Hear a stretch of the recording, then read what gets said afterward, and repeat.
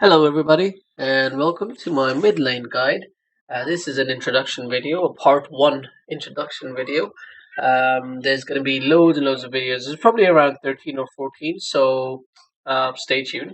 And I've already got all the content written down, so it should be fairly quick. Putting these videos out should be fairly quick. The only disclaimer that I have to put in at the beginning is that the content will be great. Unfortunately, visually it won't be that stimulating because once again I don't have a team behind me. I can't really make the production value as amazing as other people.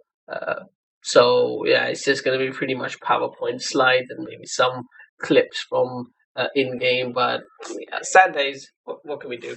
Anyway, the content will be pretty good, though. I can promise that. So let's just jump into it. So, a personal experience. Why should you give a shit about what I have to say? Well, I have been playing for over 11 years. I've been playing Dota for over 11 years. There's a fair bit of things that you learn when you do something for that long. I've got over 9,000 hours. Yes, over 9,000 hours in Dota 2. Uh, Probably a lot more in Dota 1, to be very honest. I played League of Legends for a year when Dota 1 became completely shit, but I don't think that has any relevance whatsoever, so let's get moving. Mid, I play mid regularly. Mid is one of my favorite roles, mid and support. Carry not so much because every Tom, Dick, and Harry knows how to carry, and it's really not exciting. It's really boring. In fact, playing carry, you're pretty much doing nothing but farming. You're a bloody farmer. Might as well go and play Farmsville if you're gonna play carry. So it's just like whatever. Um, Mid is a lot more exciting. It's more interesting. It really, really tests your skill. It takes you to the limit. So, yeah, I love playing mid. And I played at a 5K level, a bit more than 5K to be honest. 5.5K average games. I also play mid, and I'm completely okay. Play well. I watch pro games a lot. A lot of the content you will see in the videos to come will be from the analysis of pro games that I've done on my own, not analysis that I've like yeah watched other people or something, but just on my own. In fact, when I was learning to play Dota, in fact, not when I was learning to play Dota, but when I was learning to play Dota at a higher level, this was back in 2011. Um, I used to watch player perspectives of pro players like religiously, like every single day, and I used to imitate their movements, their camera movements, their movements on the map, their item builds, how much last hit CS they had at certain points. I used to try to achieve that. How they harassed pretty much everything that they did. Dendy in particular, because Dendy the man. So I that's how I learned mid, and now I'll share all that wonderful experience for free with you. And the one thing is that this guide, the content in this guide,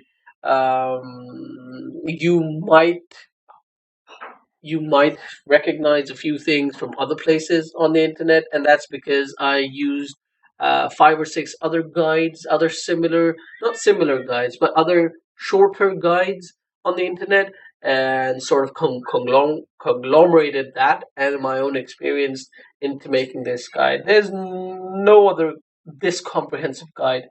Uh, Also, I'll be putting in all the text in the description, so make sure to check that out. It'll be pretty much the same stuff, but it'll be like a summary of each video. Um, Lastly, on this slide is the practice. You have to practice. There's no point watching, reading, or doing anything as far as guides are concerned if you're not going to practice. Practice is the key, and you might learn something new in Dota. This is very common with my students as well. If I teach them something new, they're really happy, they're really excited. They go and practice it. They go and try it. They go and practice it a lot. For 1 week or 2 weeks, they use that skill regularly, and then it starts to fade away, and they stop using that skill, and they forget that skill, and that's the issue. First, you have to train yourself. You have to learn that skill. You have to practice. You have to make it a habit, and then you need to keep doing it actively. You need to keep doing it actively over and over again. So all of the things that I will speak about in this series, you have to practice. So the mid lane is hard, right? It's the mid role is super tough. The toughest role in Dota, in my opinion, as far as sheer mechanical skill is concerned. Every small mistake opens up windows of opportunity for the enemy mid laner to take advantage of and crush you in lane, and then pretty much snowball off that advantage. Also, it allows you to do the same if you manage to overpower him.